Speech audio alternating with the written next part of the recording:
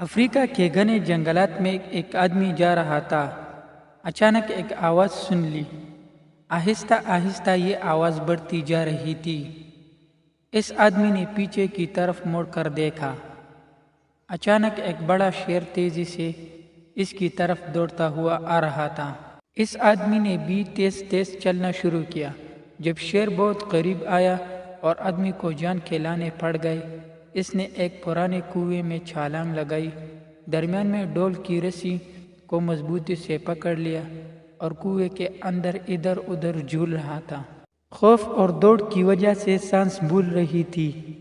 جب تھوڑا سا سکون ملا، خوف جاتی رہی اور شیر کی غرغراہٹ بھی ختم ہو گئی۔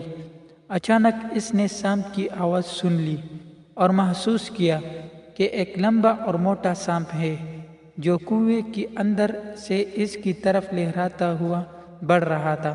بیچارہ اس فکر میں تھے کہ کس طرح 3 دشمنوں سے چھٹکارا پالے، مگر قدرت نے ابھی تک اس کی خوف و علم میں مزید اضافہ کرنا تھا۔ کیا دیکھتا ہے کہ 2 چوہے سفید اور کالا رسی کو کاٹ رہا ہے۔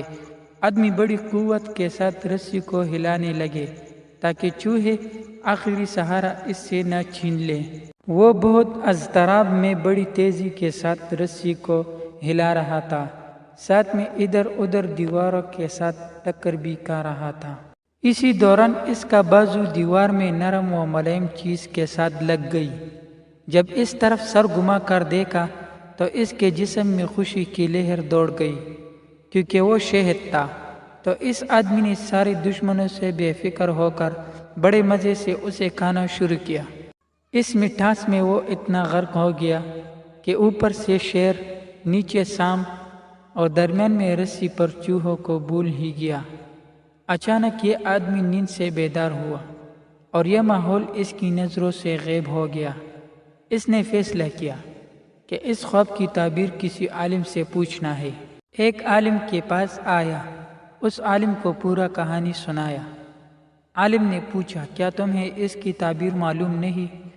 شیر آپ کے پیچھے آ رہا تھا، یہ ملک الموت ہے، کنواں تیرا قبر ہے، سانپ تیرا عمل ہے، رسی تیری عمر ہے اور سفید اور کالا چوہا دن رات ہے۔ آدمی نے پوچھا، مولانا صاحب وہ شہد کیا چیز تھی جسے میں بے خوفی میں کھا رہا تھا؟ عالم نے کہا، وہ دنیا ہے جس نے دشمنوں کے گھیرے میں تمہیں ان کے وار سے غافل کر دیا۔ بس یہی دنیا کا خلاصہ ہے، اگر سمجھنے والے سمجھے۔ دوستو، امید ہے کہ آپ لوگوں کو یہ ویڈیو پسند آئی ہے، تو ویڈیو کو لائک اور پاک سٹوری چینل کو ضرور سبسکرائب کریں۔